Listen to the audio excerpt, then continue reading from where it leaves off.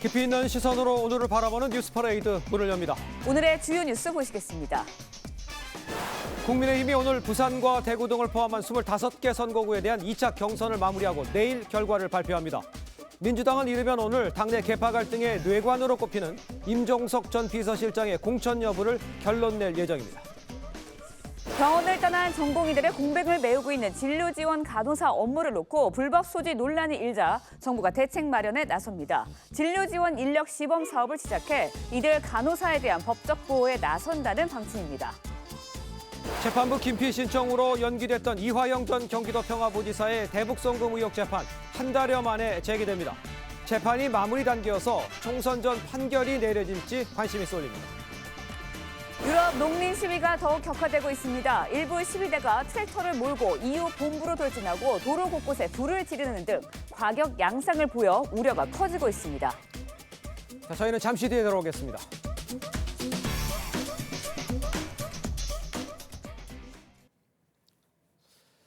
시청자 여러분 안녕하십니까? 화요일 아침 뉴스 퍼레이드 이상목입니다. 총선 이제 43일 남았습니다.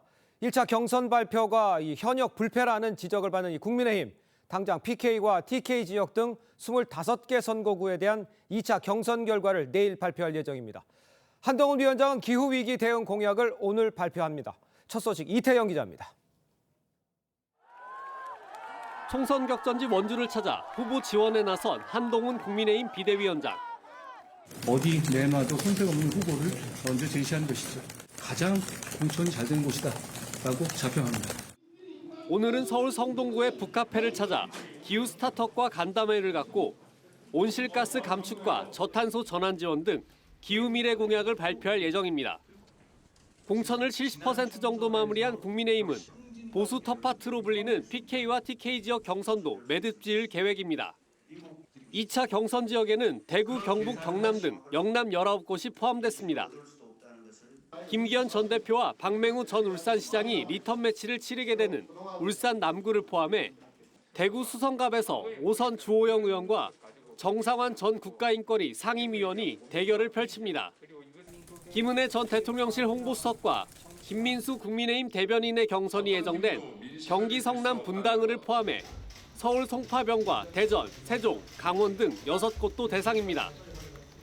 국민의힘 2차 경선은 내일 결과가 발표되고 3차 경선 결과는 3월 1일 공개될 예정입니다. TV조선 이태형입니다. 이번 총선은 공천을 둘러싼 민주당 내 파열음, 이 봉합이 될지 아니면 확산될지 오늘 중대 고비를 맞을 전망입니다. 민주당은 이르면 오늘 임종석 전 비서실장의 중성동구 갑 공천 여부를 결론 낼 예정입니다. 추미애, 전현희, 이현주 전 의원의 공천 문제도 결정 내릴 것으로 보이는데 이른바 이 문명 화합에 이루어질지 관심이 쏠리고 있습니다. 황민지 기자입니다. 임종석 전 비서실장의 출마 여부를 놓고 민주당 내 친문, 친명, 계파 갈등의 도화선이 된 서울 중구 성동갑 공천. 민주당 공천관리위원회는 이르면 오늘 이 문제를 매듭 지을 전망입니다. 더 이상 시간이 지체할 이유가 없습니다. 그래서 아마 내일 정도는 이 서울 중성동구 갑에 대해서는 결론을 내지 않을까. 추미애, 전현희, 이현주 전 의원 전략공천 논의도 함께 이뤄질 예정입니다. 공천 윤곽이 속속 잡히면서 당 지도부 계파 간 파열음은 이어지고 있습니다. 친문재인계로 꼽히는 고민정 최고위원은 공천 과정의 문제를 제기하며 그제 최고위에 불참했습니다. 뇌관이 되고 있는 부분들을 풀어야 된다. 그 논의들을 해야 된다고 얘기를 하고 있는데 거부하고 있는 상황이어서 좀 답답한 노릇입니다. 홍익표 원내대표도 김우영 강원도당 위원장의 서울 은평을 지역구 경선 참여 문제 등을 놓고 다른 목소리를 냈습니다. 현역 의원 평가에서 하위 20%를 받았다고 공개한 비명계 박영순 의원은 오늘 탈당할 예정인데 향후 공천 결과에 따라 비명계 의원의 집단 탈당 가능성도 점쳐집니다. TV조선 황민지입니다.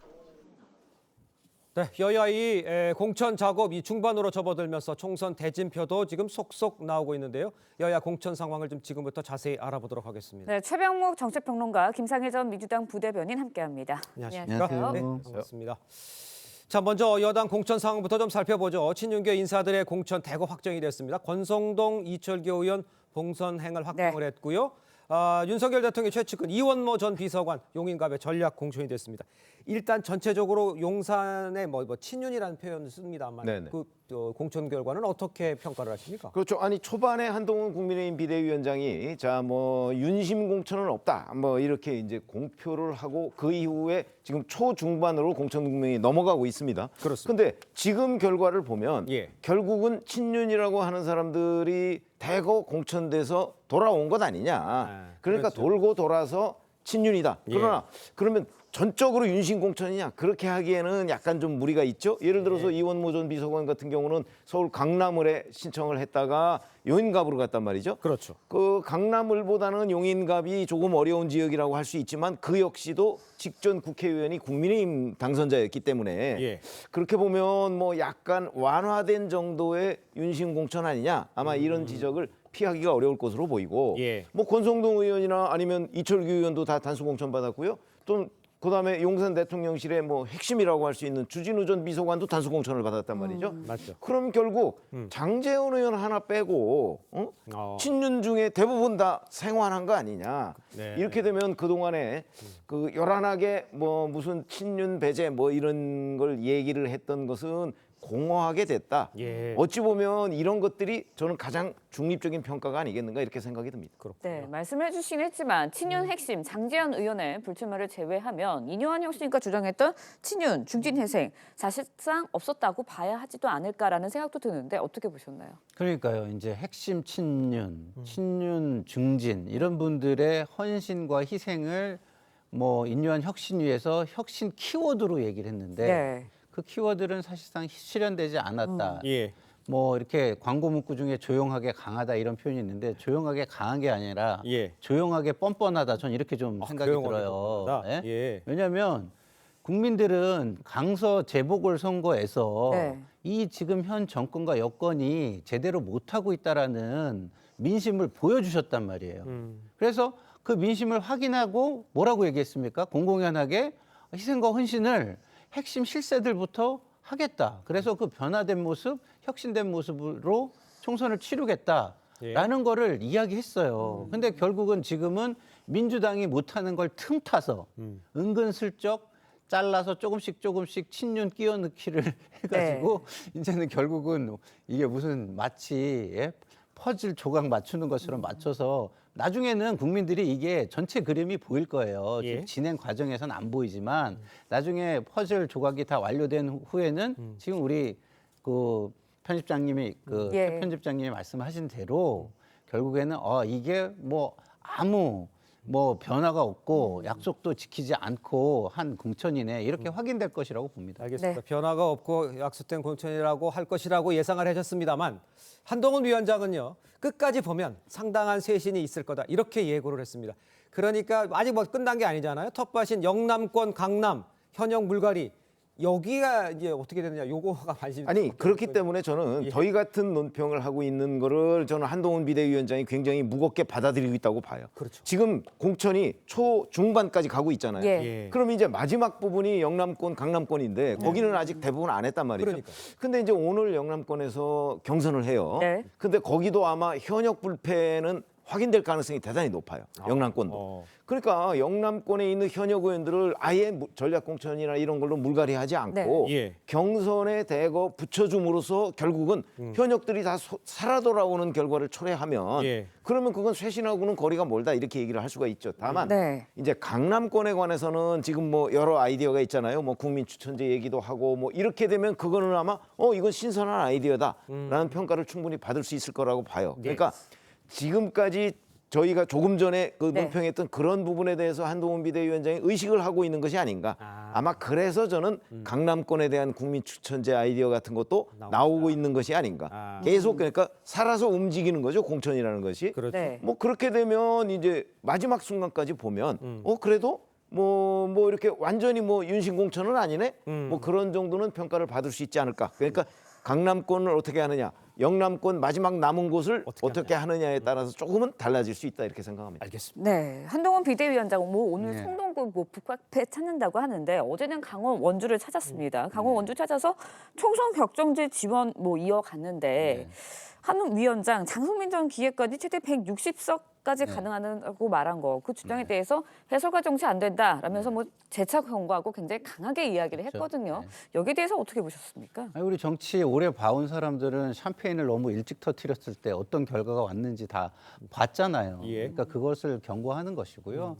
그 장성민 그 뭡니까 지금 전 특보. 전 예. 특보께서는 좀 말이 너무 앞서는 것 같아요. 사실은 우리가 이게 완전히 확인된 건 아니지만 부산 엑스포가 그 실패해가지고 부산에서 굉장히 실망할 때도 거기에 중심에 장성민 이 특보가 어느 정도 있었다라는 얘기들이 이렇게 좀 있었잖아요. 예.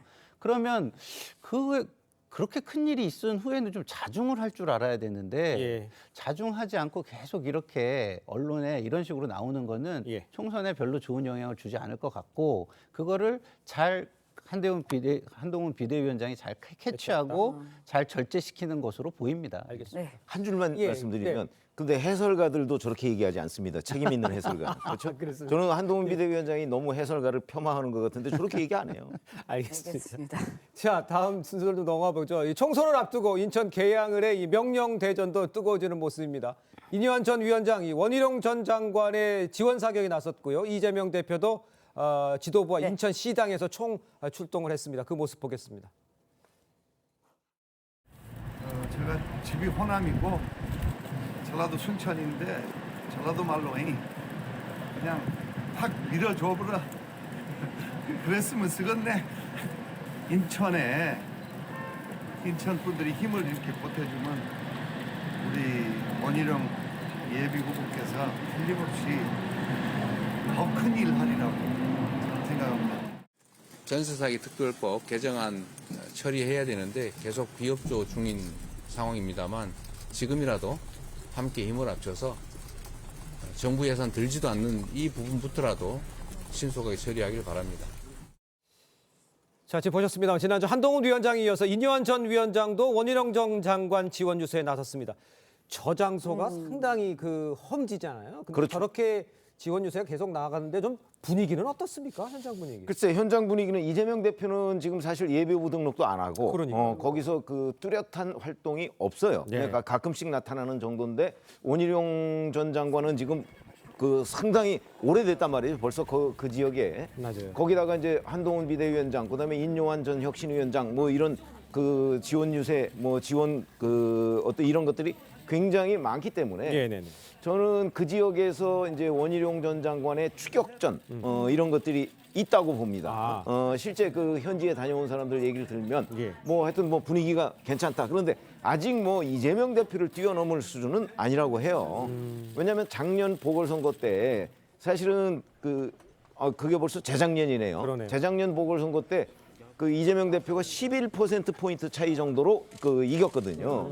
근데 그게 이제 그 후에 이런저런 하면 아마 조금씩 축소돼 가는 과정 아닌가. 그래서 아직 이재명 대표가 위기를 느낄 정도라고 저는 보지는 않지만 이런 상황이 계속되면 이재명 대표의 발이 인천 계양을에 묶일 가능성은 있다. 이렇게 봅니다. 네. 인천 계양을의 예비 후보 등록도 하지 않은 상태다.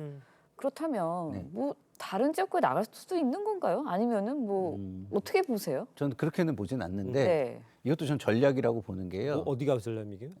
이재명 대표의 전략이라고 저는 보는 그렇습니까? 게 예. 왜냐하면 이 지역구가 주목받는 게 이재명 대표로서는 좋은 게 저는 아니라고 봐요. 조용하게 선거를 치르면 네네. 그냥 그 구도대로 갈 겁니다. 큰 변화 없이. 네. 열심히 하니까 이삭줍기식으로 이렇게 어느 정도는 조금 지지율이 추격은 하겠지만 크게 어떤 바람을 불게 해서 판을 가르는 정도는 되지 않을 거예요. 그런 게 아니기 때문에 저렇게 인뇨한 위원장도 부르고 이천수 전 선수도 후원 회장으로 이렇게 영입하고 이런 노력들을 하는 거거든요. 근데 원희룡 후보가 주목도를 올리려고 노력하면 할수록 제가 볼 때는 이재명 대표는요, 그 주목도를 떨어뜨리려고 저는 노력할 거라고 보기 때문에 지금 저렇게 무관심한 척 하는 게 선거를 지역에서 조용하게 만들기 위한 것이라고 저는 봅니다. 자, 민주당 공천 상황도 좀 살펴보도록 하겠습니다. 민주당이요. 이광재 전 국회 사무총장이죠. 이 경기 분당 갑에 이 전략 공천하면서 안철수 의원과 맞대결이 벌어지게 됐습니다. 전략 공천 배경 또 경쟁력 글쎄 본인이 이제 당에서 이제 요청한 거 아니에요? 그리고 받아들인 상황이잖아요. 원래 저기 원하지 않았잖아요.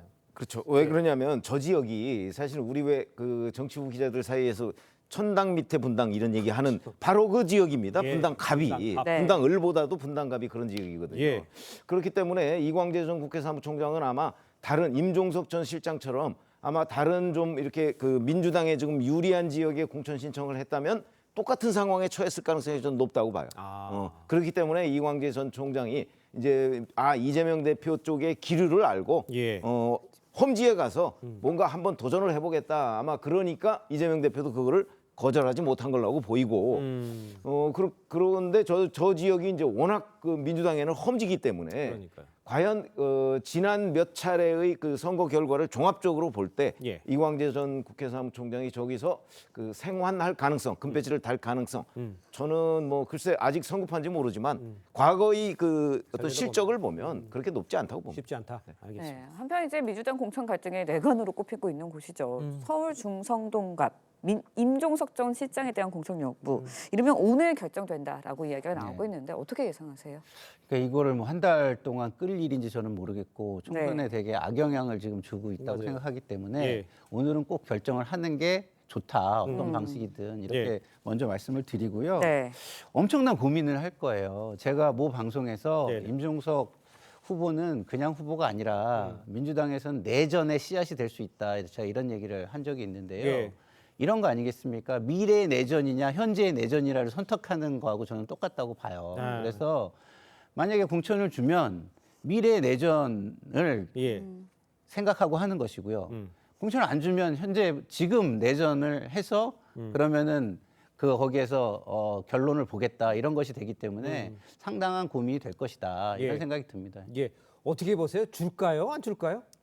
저는 안 줄 거로 봅니다. 그렇습니까? 안 준다는 방침이 이미 정해진 것 아닌가 개인적으로 그렇게 관측을 하죠. 지금 말씀하신 대로 예. 이 지금 내전을 치르느냐 아니면 뭐 한 그 6개월쯤 뒤에 내전을 치르느냐 이 차이다. 왜냐하면 네. 임종석 전 실장이 국회의원 배지를 달 경우에는 올 8월에 그 대표 경선이 있잖아요. 네. 아마 임종석 전 실장이 친문의 그 어떤 지원을 받아서 대표에 도전할 가능성이 대단히 높거든요. 예. 자 그렇게 되면 도전자가 되잖아요. 뿐만 아니고 2027년에 잠재적인 경쟁자가 될 수도 있어요. 당내에서. 네네. 그러니까 그 불씨를 아예 지금 제거하는 게 낫지. 불씨 살려놓으면 불이 커지잖아요. 네네. 그러면 나중에 더 끄기 어렵다. 아마 이재명 대표는 그렇게 판단할 가능성이 높다고 봅니다. 알겠습니다. 네. 오늘 결론이 난다니까요. 어떤 시그널 할지 지켜보도록 네. 하겠습니다. 임 전 실장의 공천 여부가 지금 계파 갈등의 분수령이 될 것으로 보이는 가운데 있죠. 이 당 지도부의 유일한 비명계 이 고민정 최고위원 불공정 공천에 반발해서 최고위 보이콧을 선언했습니다. 고 최고위원의 발언 한번 들어보겠습니다. 당이 균형감 있게 잘 가면 뭐 상관이 없는데 문제가 자꾸 불거지기 때문에 어쨌든 지도부가 책임감을 가지고 논의를 하자는 거잖아요. 근데 그게 잘 이루어지고 있지 않아서 자, 이틀 전이었습니다. 비공개 최고위원회에서 이 친명계 김우영 강원도당 위원장 서울 은평을 경선을 두고 회의를 했죠. 근데 이제 네. 홍익표, 고민정 반대를 했지만 결국은 이제 경선으로 가게 됐어요. 이러니까 말이 나온 이 문제도 그렇고 임종석 실장 문제도 그렇고 고민정 의원의 보이콧은 의미가 있어 보이네요. 글쎄 고민정 의원이 정말 그 만약에 임종석 전 실장의 그 공천을 밀어붙여야 되겠다. 또는 뭐 친명계 위주의 그 단수 공천 뭐 이런 걸 좀 저지해야 되겠다라고 한다면 예. 사실은 여기서 조금 더 나가야 된다고 저는 보거든요. 그렇습니까? 아니 그러니까 본인이 배수지를 쳐야죠. 본인은 공천 단수 공천 받아놨고 받았잖아요. 그리고서 이제 그냥 거들듯이 이렇게 할 경우에 이재명 대표한테 과연 그런 것이 먹힐 수 있을 것인가?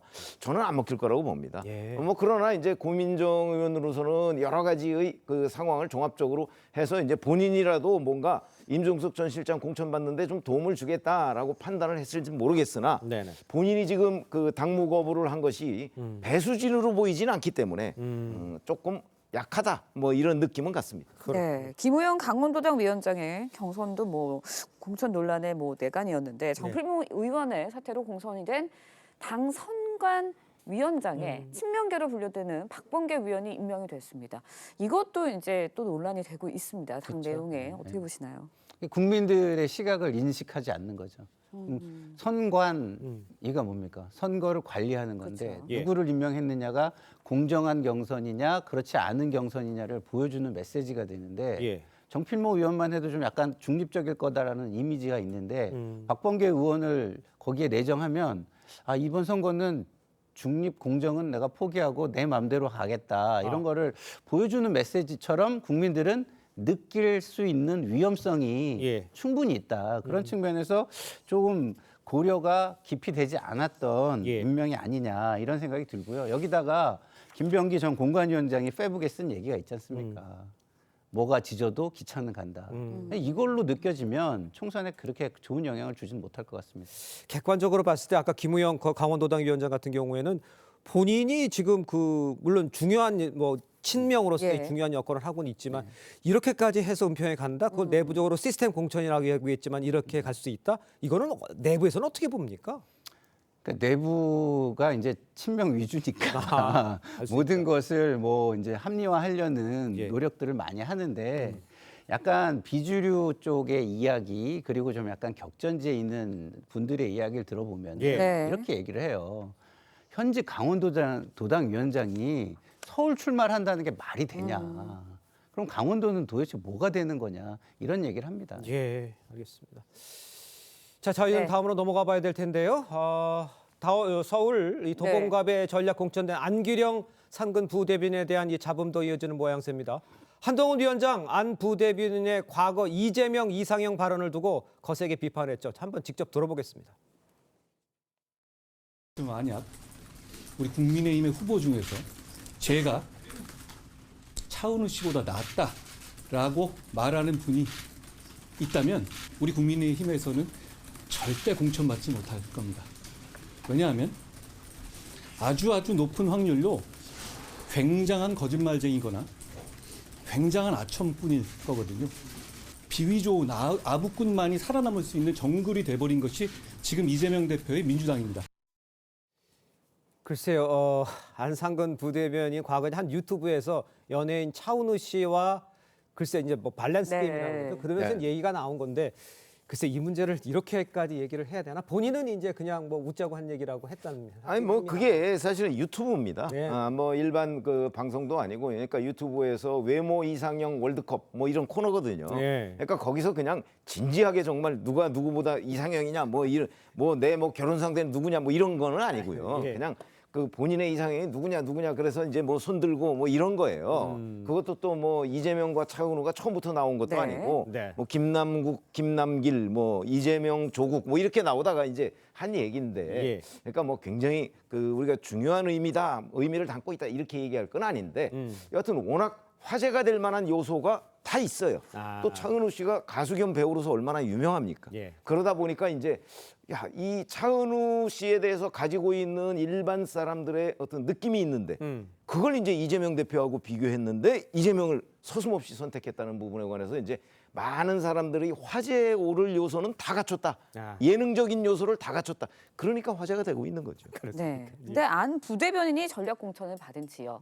민주화운동 대부인 김근태 고문인 아내인 인재근 의원이 3선을 한 상징적인 지역구입니다. 근데 이곳에 정치 경력이 없는 신인이 전략 공천을 받았습니다. 그렇다 보니까 야당 내부에서도 좀 술렁이 있는 그런 분위기가 있는 거는 사실인 것 같아요. 그렇죠. 저도 되게 깜짝 놀랐던 게 민주주의자 김근태라고 저희가 불러요. 저희 진영에서는. 그래서 그 지역구 자체가 굉장히 무게감이 느껴지는 지역구인데 예. 거기에 공천을 예능처럼 공천을 해버려가지고 저도 처음에는 이게 뭐지? 더더군다나 그 김남근 변호사 얘기가 나오다가 또 이렇게 된 거거든요. 그래서 와 이게 도대체 그 국민들에게 어떤 메시지를 줄 수 있고 어떤 감동을 줄 수 있는 거지? 이 신인이 정말 대단한 신이니까 그런 무게 있는 데 가가지고 총선에 어떤 새로운 이미지나 메시지를 구축할 수 있는 건가? 저는 좀 의구심이 들었는데 예. 결국에는 이게 참 결과적으로 안 좋은 결과로 좀 귀결되는 거 아닌가. 왜냐하면 좀 전에 말씀하셨잖아요. 외모 이상형 밸런스 게임. 이게 지역에서 저는 플랜카드로 붙을 것 같아요. 예? 예를 들어서 외모 이상형 밸런스 게임. 이재명 뽑은 사람은 안규령에게 투표하시고, 예? 차은우 뽑는 사람은 김재섭에게 투표하십시오. 이렇게 하면은 저 굉장히 그 지역구 전체에 기본적으로 뭐랄까 별로 좋은 영향을 주지 않을 것 같거든요. 그래서 지금이라도 이 부분에 대해서는 제가 볼 때는 명확하게 뭔가 새로운 전략을 빨리 내놓든지 이 예능적 이미지를 네. 빨리 없애든지 이런 대책이 좀 필요한 것 같습니다. 알겠습니다. 자, 이번에는 제3지대 이야기도 좀 짚어보도록 하겠습니다. 먼저 개혁신당 김종인 위원장을 중심으로 한 공천관리위원회가 구성이 됐어요. 근데 여기서 또 김 위원장은 20석, 글쎄요, 또 이준석 대표의 대구 출마, 뭐 이런 것까지 또 합쳐서 개혁신당 상황을 어떻게 봐야 되겠습니까? 글쎄 김종인 전 비대위원장이 이제 이 지역의 공관위원장으로 개혁신당 이렇게 하면서 상당히 포부를 이제 지금 밝히고 있는 그런 단계라고 저는 봐요. 네. 그러니까 본인의 뭐 희망도 아니고 뭐 객관적으로 보면 과연 저게 가능한 수치인지 저는 뭐 가능하지 않은 거라고 보거든요. 예. 그렇기 때문에 이준석 전 대표가 TK에 출마한다.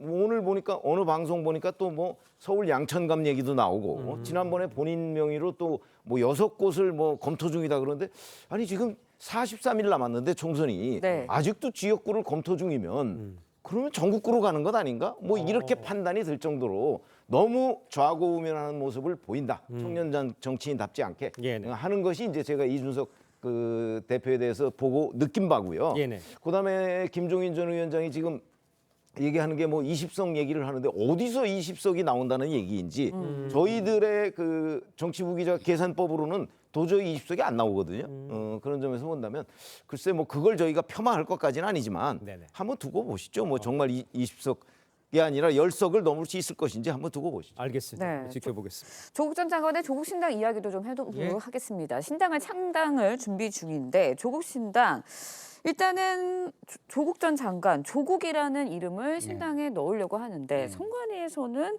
조국 신당 안 된다고 밝혔습니다. 근데 넣겠다고 하고요. 네. 왜 그런다고 보세요? 다르게는 넣을 수 있죠. 그러니까 조국 신당만 안 되는 거지 조국을 그러니까 이름을 넣을 수. 그 당명에는 사람 이름이 들어가면 안 된다. 예. 뭐 조국이라는 그 국가, 나의 나라 이런 의미의 조국은 쓸 수 있지만 사람 이름의 이미지가 너무 강하기 때문에 쓸 수 없다. 왜냐하면 과거에 안철수 신당이 안 된다고 했잖아요. 근데 이렇게 개인이 공당의 어떤 이름을 자처하면 예. 그게 그냥 팬덤 정당이 되는 거지 공당이 되기가 어려운 거예요. 왜냐하면 그 당은 모든 결정이나 모든 것의 기준이 정당 이름에 쓰여진 그 이름으로 모든 기준을 삼을 거 아니겠습니까? 네. 그런 걸 공당이라고 하기 좀 어렵잖아요. 그런 차원에서 볼 때 이것을 그냥 팬덤 정당으로 만들어서 하려는 건 이해는 되지만 그게 공익에 부합하지 않는다는 선관위의 판단은 좀 그 고민은 이해가 되는 측면이 있다 이런 생각이 듭니다. 알겠습니다.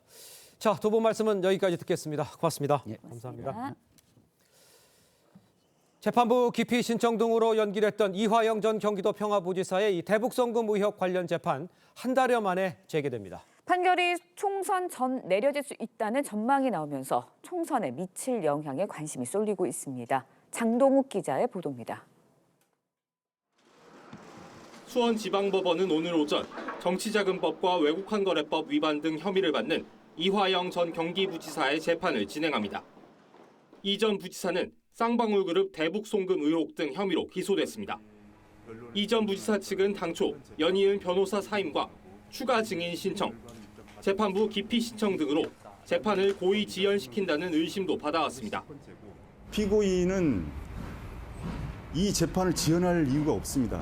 자신의 무죄를 증명하기 위해서 증인을 선별하는 것이지. 여기에 이 재판을 1년 3개월 동안 맡아온 신진우 부장판사가 법관 정기 인사 대상에 포함돼 재판은 더 지연될 거란 전망도 나왔습니다. 하지만 심판사 유임이 결정되면서 한 달여 만에 다시 재판이 열리게 된 겁니다. 이 전 부지사는 2018년 7월부터 대북 경협 지원 대가로 쌍방울 그룹으로부터 법인카드와 차량 등 3억 원이 넘는 뇌물과 불법 정치자금 등을 받은 혐의로 구속 기소돼 재판을 받아왔습니다. 이 전 부지사 재판은 사실상 마무리 단계에 접어든 상황. 재판이 재개되면 4월 총선 이전 판결이 나올 가능성이 적지 않다는 분석입니다. TV조선 장동우입니다. 의대 증원에 반발한 대형 병원의 전공의들이 의료 현장을 떠나면서 생긴 의료 공백을 현재는 의대 교수와 전임이 진료 보조 간호사가 메우고 있는데요. 이 진료 보조 간호사가 체혈과 삽관 등의 업무를 떠맡는 일이 늘면서 불법 논란이 되었습니다. 정부가 오늘 진료 지원 인력 시범 사업을 시작해 이들 간호사에 대한 법적 보호를 모색합니다. 박재훈 기자가 보도합니다. 수술 보조부터 후처치 시술까지 하는 진료 보조 간호사, 이른바 PA 간호사는 수술방에선 없어서는 안 될 필수 인력입니다. 전공의가 일주일 넘게 병원을 떠나면서 이들 역할은 더욱 중요해졌습니다. 하지만 불법 의료 행위 소지가 있어 간호사들은 불안에 떨어야 했습니다. 정부가 의료 공백을 메우기 위해 이들에 대해 법적 보호 장치를 모색합니다. 중앙재난안전대책본부는 오늘 진료 지원 인력 시범 사업을 시작할 예정입니다.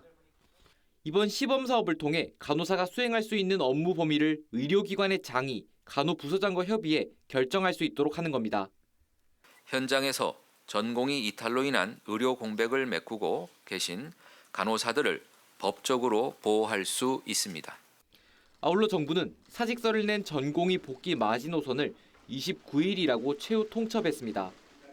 정부는 이날까지 복귀하는 전공의는 책임을 묻지 않겠지만 이후는 사법 절차 진행이 불가피하다며 압박했습니다. 미복귀자에 대한 처벌은 3.1절 연휴가 끝난 뒤인 내달 4일부터 본격화될 전망입니다. TV조선 박재훈입니다. 고속도로를 달리던 트레일러에서 빠진 타이어가 관광버스를 덮치며 15명의 사상자가 발생했습니다. 사고를 당한 이들은 광주의 사진 작가들로 모임을 마치고 돌아가는 길이었는데 사고 당시의 상황이 블랙박스에 고스란히 담겼습니다. 노도일 기자의 보도입니다. 고속도로 3차로를 달리는 대형 화물 트레일러. 갑자기 타이어가 빠져나와 중앙분리대와 부딪힌 뒤 통통 튀더니 중앙분리대를 넘어 관광버스를 향해 날아갑니다. 타이어는 유리를 뚫고 버스 안으로 들어가 운전석을 타격한 뒤 조수석 바로 뒤쪽 좌석으로 날아갔다 버스 뒤편까지 굴러갔습니다. 이 사고로 운전기사와 탑승객 2명이 숨지고 13명이 다쳤습니다. 사고가 나자 탑승객들은 이렇게 옆 유리창을 깨고 탈출하기도 했습니다. 버스엔 모임을 마치고 돌아가는 광주 지역 사진작가협회 회원들이 타고 있었습니다.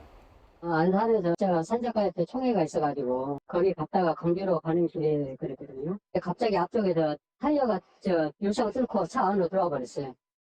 60대 화물 트레일러 운전자는 경찰 조사에서 타이어가 분리된 이유를 잘 모르겠다고 진술했습니다.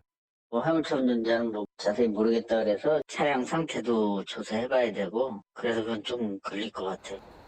경찰은 정확한 사고 경위를 파악하기 위해 국가수에 조사를 의뢰했습니다. TV조선 노도일입니다. 네, 이재명 민주당 대표와 배우자 김혜경 씨가 어제 나란히 법정에 섰습니다. 이 대표는 위증교사 혐의로, 또 김 씨는 공직선거법 위반 혐의로 재판을 받았습니다. 네, 관련 내용 백성문 변호사, 장현주 변호사와 함께 자세히 짚어보도록 하겠습니다. 안녕하세요. 네, 안녕하세요. 자, 먼저 이재명 대표 관련 재판부터 좀 살펴보겠습니다. 공범으로 기소된 이 김모 씨 어제도요 이 거짓 증언한 것을 인정을 했습니다. 왜 위증했는지 아주 구체적으로 밝혔다면서요? 일단 이 김모 씨 같은 경우 왜 위증했는지 결국 범죄의 동기가 되겠죠. 그러니까요. 도대체 왜 이재명 대표의 부탁을 들어준 것이냐. 그러니까 첫 번째는 일단 좀 이재명 대표가 큰 꿈을 꾸고 있었고 그리고 어느 정도 측은함도 있었고 또 굉장히 급한 상황이었기 때문에 내가 좀 도와줘야겠다는 생각도 있었다. 그리고 또 어쨌건 경기도지사의 부탁이니까 유력 대선 후보의 전화였기 때문에 중압감도 있어서 들어줄 수밖에 없었다. 그게 일단은 김모 씨의 주장인데요. 이 주장이 왜 나오게 된 거냐면 이재명 대표가 저번 재판에서 쉽게 말해서 나 그 사람이랑 안 친하다 이렇게 얘기를 한 거예요. 그러니까 내가 그 정도 관계가 돼야 무슨 위증을 부탁을 하든지 할 텐데 이런 표현을 썼습니다. 애증 관계이고 굉장히 위험한 관계이기 때문에 쉽게 말해 그런 걸 부탁할 관계 자체가 아니었다라는 주장이었는데 이 김모 씨 그러니까 이제 검찰 측에서는 그 사이에 이제 주고받았던 문자 메시지 내역까지 다 공개를 했거든요. 그러니까 연락이 끊긴 것도 아니고 서로 연락을 충분히 하고 있었던 사이고 그러니까 충분히 이 정도를 들어줄 만한 관계였다는 게 또 검찰의 주장이란 말입니다. 결국 이 사건의 핵심은 이제 다음 길에 재생이 될 저 둘 간의 대화 내용, 녹음 테이프의 내용에 달렸다 봐야 될 것 같습니다. 그렇군요. 네. 그런데 녹취록 전체가 공개가 되면 이 대표 측에 유리할까요? 어떻습니까? 일단 이 대표 측의 입장은요. 그러니까 위증교사 혐의를 전면 부인하고 있습니다. 네네. 왜냐하면 이제 사실대로 진술해달라 또는 뭐 있는 그대로 이야기해달라 이런 취지로 이야기를 했다라는 것이 핵심인데요. 예. 그런데 이제 검찰이 제시했던 녹취록 중에는 극히 일부만 제시가 되어서 본인이 사실대로 진술해달라라는 취지의 이야기들이 빠졌다라고 이야기를 하고 있습니다.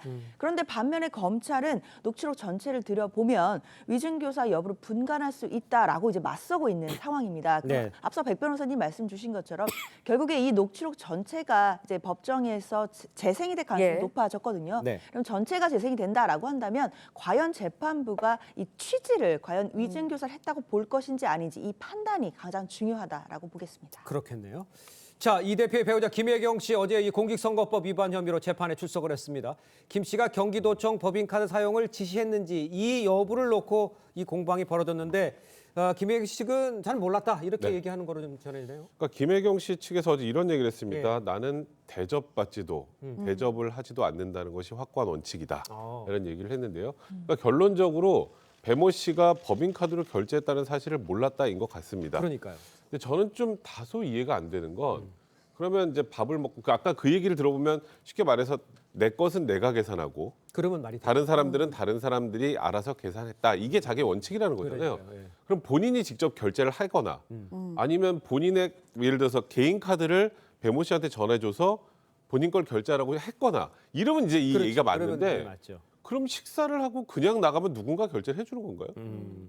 그걸 몰랐다라는 것 자체가 좀 다소 좀 이해가 되지 않고 일단 결론적으로 이 사건의 핵심은 고의입니다. 그러니까 배모 씨에게 지시를 했다면 고의가 너무 명확한 거예요. 명확한 거고 결제한 걸 알고도 묵인했다는 것도 사실상의 고의에 마찬가지이기 때문에 김혜경 씨 측 입장은 아까 그 원칙을 밝히면서 나는 전혀 몰랐다 이쪽으로 일관하고 있는 것 같습니다. 그렇군요. 네, 일단 김혜경 씨 측 변호인은 정치검찰이 기소한 것이다 라면서 작심한 듯이 검찰을 향해서 비판을 하고 있습니다. 어떻게 네. 들으셨나요? 그렇죠. 일단 김혜경 씨 측의 변호인은요. 일단 이 배모 씨가 결제한 부분에 대해서 뭐 알거나 지시한 바가 없다라는 취지입니다.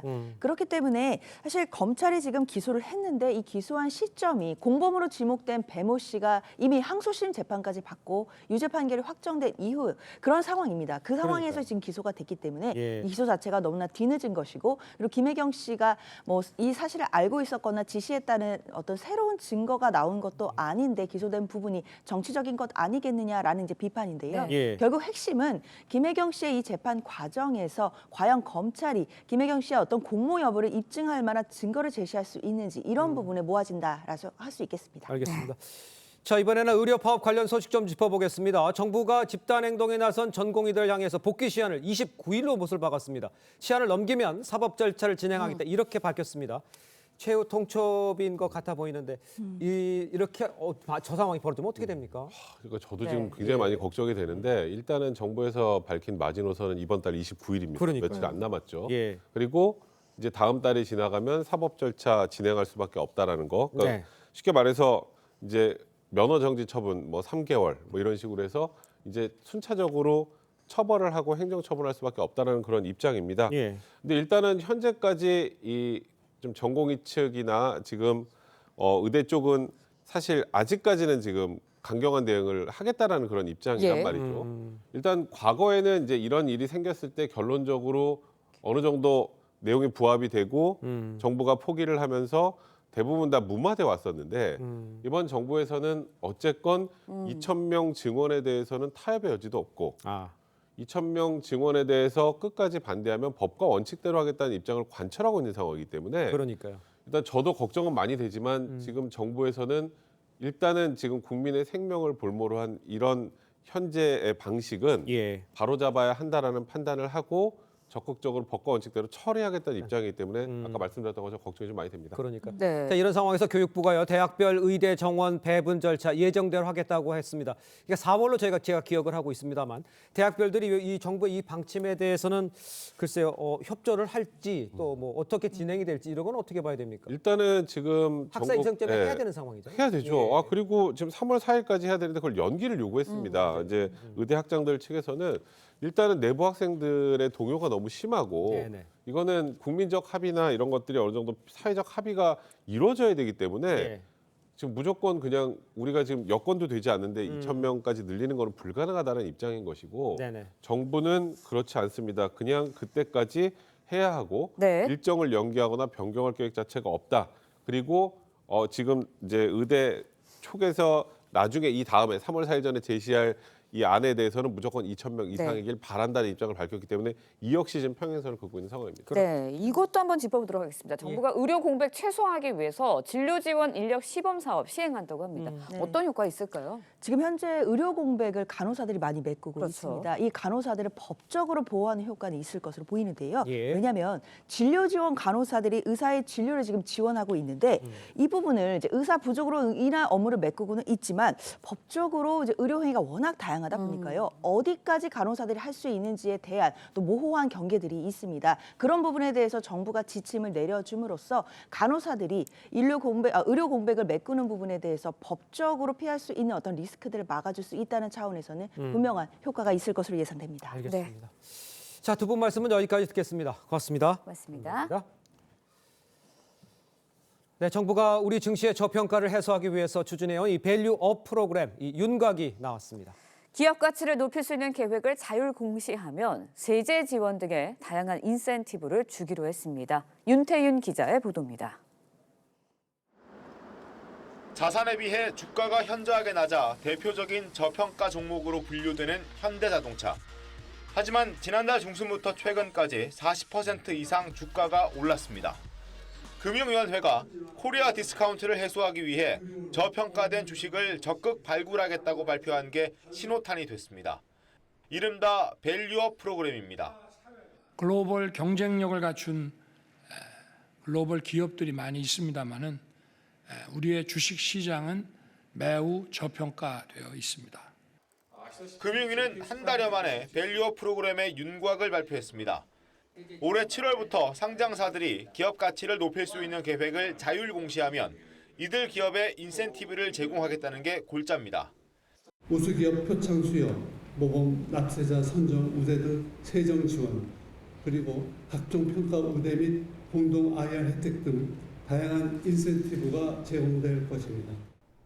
하반기에 저평가 기업만을 모아 밸류업 지수를 만들고 관련 ETF도 출시하기로 했습니다.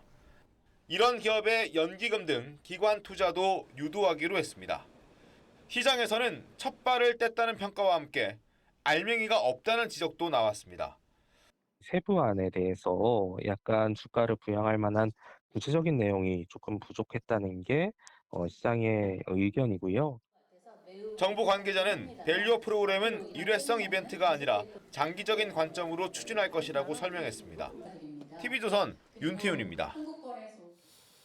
그리고 또 청약으로 불리며 주목받은 이 강남구 개포동 아파트 무순위 청약에 100만 명이 넘는 신청자가 몰렸습니다. 네, 관련 내용 석병훈 이화여대 경제학과 교수와 함께 자세히 짚어보도록 하겠습니다. 안녕하십니까? 안녕하세요. 교수님, 그 최고 경쟁률이었다고요? 네. 야, 이게 왜 이렇게 몰린 겁니까, 여기에? 가장 큰 이유는 강남 한복판에 재건축 아파트를 4년 전 분양가로 공급을 할 예정이다 보니까요.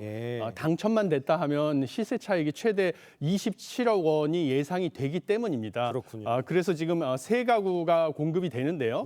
무려 101만 3,456명이 몰려가지고요. 사상 최고의 경쟁률을 기록을 했습니다. 현재까지 역대 최고 경쟁률을 기록한 경우는 지난해 6월 무순위 청약 한 가구 모집에 82만 9,800만 명이 800명이 몰렸던 서울 동작구 흑석 리버파크 자이였는데요. 이때는 이 시세 차익이 한 6억 원 정도 예상이 됐었습니다.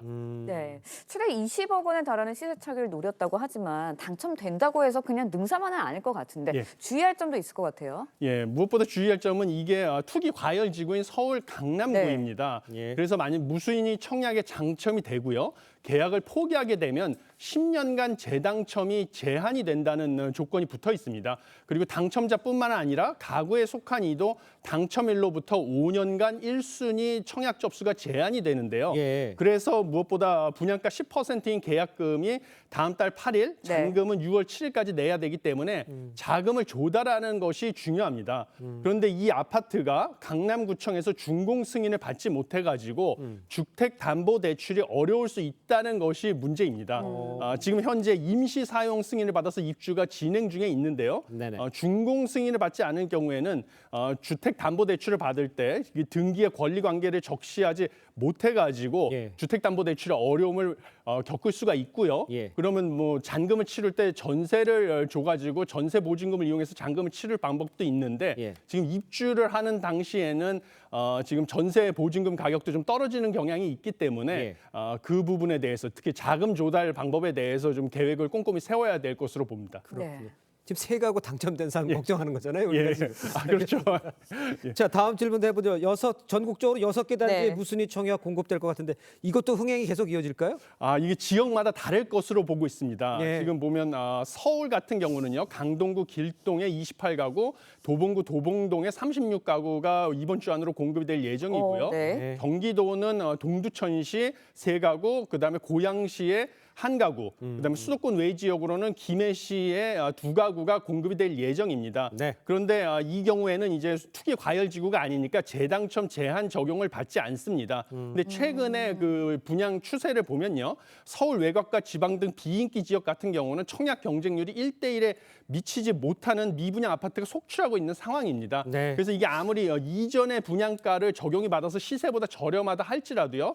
그 향후 그 가격 상승 기대를 고려하셔가지고 선호 지역을 잘 고려해서 지금 청약을 신청을 하셔야 될 것으로 보입니다. 무순위 청약이라고 하지만 좀 꼼꼼히 따져보는 게 좋을 것 같고요. 다음 소식도 짚어보도록 하겠습니다. 현대건설이 불가리아 원전건설공사의 우선 협상 대상자로 선정이 됐습니다. 총 사업비가 무려 140억 달러. 18조 원이 넘는 규모라고요? 예, 그렇습니다. 이게 지난 2009년 아랍에미리트의 바라카 원전 약 20조 원에 이어서 15년 만에 최대 규모인데요. 23일에 불가리아 코즐로드이 원전 신규 건설 공사에 그 현대건설이 입찰 자격 사전 심사를 단독으로 통과했고 불가리아 의회 승인까지 완료가 됐다고 밝혔습니다. 그래서 이게 2200메가와트급 원전 2기 추가 신설하는 사업에 참여할 예정인데요. 시공 부분 전체를 담당해서 최대 8조에서 9조 원을 수주할 것으로 예상이 됩니다. 우리 기업이 가장 큰 경쟁력은 무엇길래 이렇게 수주할 수 있었어요? 가장 중요한 것은 풍부한 시공 경험과 뛰어난 기술력입니다. 그래서 현대건설 같은 경우는 그동안에 한국형 대형 원전 36기 중에 24기의 시공 주관사로 참여한 이력을 가지고 있어서요. 풍부한 시공 경험과 기술력이 있고요. 그다음에 무엇보다도 정부가 지금 원전 생태계 복원 결정을 하고 K원전 지원책을 지속적으로 낸 것이 이번 수주에도 큰 도움이 됐다라고 밝히고 있습니다. 그렇습니다. 네, 불가리아 원전 수주로 이제 K원전의 유럽 수출 기대감 점점 더 커지고 있는데 다음 격전지로 어디가 될 거라고 좀 전망이 되고 있나요? 예, 바로 다음 격전지로는 지금 폴란드와 체코가 지금 원전에 대해서 협상 예정이고요. 그 다음으로는 영국이 주목을 받고 있습니다. 폴란드 같은 경우는요, 2022년 10월에 이미 2기에서 4기 원전 건설을 추진 중인 퐁트누프 프로젝트에 대해서 우리가 협력 의향서를 맺어가지고요, 추가적으로 협상을 하고 진행될 예정이고요. 체코 정부 같은 경우는 두코바니 원전 건설을 위한 우선 협상 대상자를 선정할 예정인데 현재 프랑스 EDF와 우리나라 한국수력원자력의 2파전으로 좁혀진 가운데요. 그 원전이 최대 4기까지로 발주 규모가 커질 것으로 예상된 상황입니다. 그 외에 영국 같은 경우는 2030년까지 최대 8기의 신규 대형 원전을 지을 계획이라서 여기도 이제 최근 이제 원전에 대해서 격전지가 될 것으로 전망되는 상황입니다. 지금 분위기를 보면 이 세 네. 곳에서도 가능성이 상당히 높아 보이네요. 예, 그렇습니다. 우리나라가 지금 잇따라 대형 원전을 수주하고 있고 그러니까요. 우리 K 원전 기술력을 인정받고 있기 때문에 네. 충분히 경쟁력이 있다고 보고 있습니다. 알겠습니다. 기대해 보겠습니다. 예. 자, 오늘 말씀은 여기까지 듣겠습니다. 고맙습니다. 감사합니다. 네, 유럽 농민들의 시위가 격해지고 있습니다. EU 농업장관 회의에 맞춰서 시위대가 트랙터를 몰고 EU 본부로 돌진하고 도로 곳곳에 불을 지르는 등 과격 양상을 보여 우려가 커지고 있습니다. 서영일 기자의 보도입니다. 도로 한가운데 타이어가 쏟아집니다. 트랙터가 이를 경찰 바리케이드 앞에 옮기고 곧이어 시위대가 불을 붙입니다. 현지 시각 26일 유럽 농민들로 구성된 트랙터 시위대가 벨기에 브뤼셀 유럽연합 EU 본부 주변에 모였습니다. Qu'il y ait une transition, c'est tout à fait normal, on est prêt à la faire, mais dans le sens agronomique du terme, il n'y aura pas de souci. Mais faire ça juste pour faire plaisir à quelques écolos bobos dans des bureaux, c'est pas possible. 일부 트랙터가 EU 본부에 설치된 바리케이드로 돌진하는 등 시위가 과격해지자 진압용 살수차까지 등장했습니다. 농민들은 EU의 휴경 의무 조항에 반발해 유럽 각지에서 시위를 벌여왔습니다. 물가 상승 등으로 생산비가 오른 데다 외국산 저가 농산물로 소득마저 크게 줄어 휴경을 받아들일 수 없단 겁니다. 반발이 거세자 EU는 휴경 의무를 한시적으로 면제하고 우크라이나 농산물에 대한 관세 면제 혜택도 제한했습니다. 유럽 27개국 농업장관이 모여 관련 대책도 논의했습니다. Aufhört damit, dass man die eine Gruppe, die Landwirte, gegen die andere Gruppe, die Naturschützer, ausspielt. Sie müssen an einen Tisch. Gemeinsam muss man die Dinge voranbringen. 하지만 국가별 입장차 등으로 뚜렷한 해결책을 내놓지 못하면서 유럽을 휩쓴 농민의 분노는 한동안 계속될 전망입니다. TV조선 서영일입니다.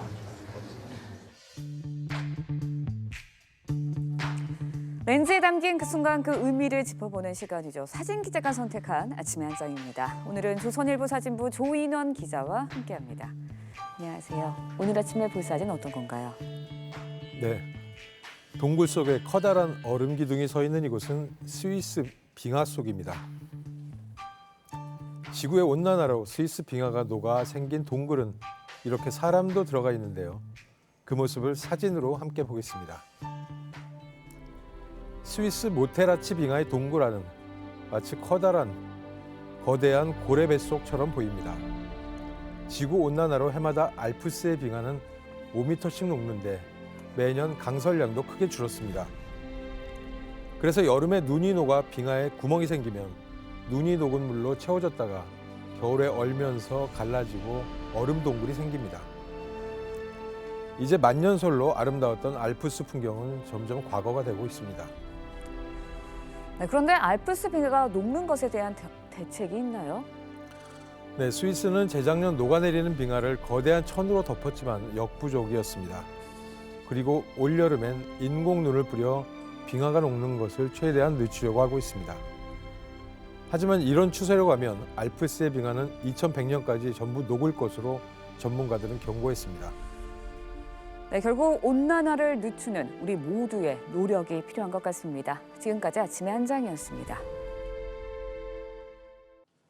오늘도 대체로 맑은 가운데 일교차가 크게 벌어지겠습니다. 현재 서울의 아침 기온 1.3도 보이고 있는데요. 한낮에는 9도까지 기온이 오르며 온화하겠습니다. 오늘 오전까지 강원 영동으로 1cm 안팎, 제주 산지로는 1에서 3cm의 눈이 더 내리겠고요. 충남과 호남, 강원 산지에는 짙은 안개가 끼는 곳이 있겠습니다. 교통안전에 각별히 유의하시기 바랍니다. 오늘 충청 이남을 중심으로 바람도 강하게 불겠습니다. 순간 풍속 초속 15m 안팎의 돌풍이 예상됩니다. 오늘 한낮 기온 어제와 비슷한 수준 예상되는데요. 서울과 대구가 9도, 대전 10도, 광주 12도 예상됩니다.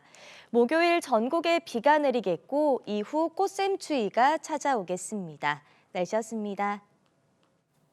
네, 이상으로 화요일 뉴스 퍼레이드 마칩니다. 네, 저희는 내일 아침 7시 30분에 다시 찾아뵙겠습니다. 시청해주신 여러분 고맙습니다.